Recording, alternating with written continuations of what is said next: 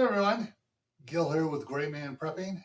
On today's episode of Your Prep for Today's Minis, I want to talk to you about the base plan, about how you should make your own base plan. Now you may be thinking, base plan, what's a base plan? I'm glad you asked.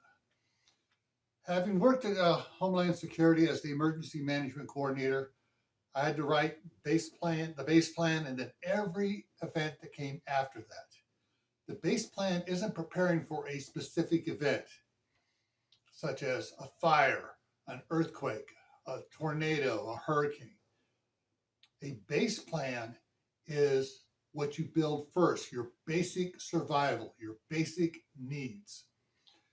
In the base plan, you plan out for your water, your food, your medicine, first aid response, communications, and other things you're going to need just to get by no matter what happens. It's not, like I said, it's not aimed at a specific event. We call those tactical response plans. So like a tactical response plan for fire, a tactical response plan for hurricanes, those are not the base plan. The base plan is the base, like a pyramid. It's the base of the pyramid that you start out with for your prepping.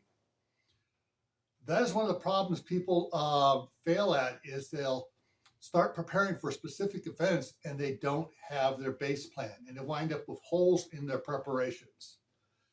That's why it's very important for you to start with a base plan, and your base plan needs to be written. Now, once you write it out, is that permanent? No. A good plan is like a living document.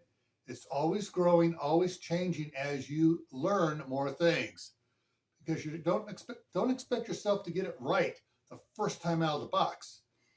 So as you learn more, you'll add things to the base plan, you'll tweak things around, you'll change it a little bit, and that way you're always improving your base plan, and that will help you survive whatever else that comes along. All right, so start on your base plan.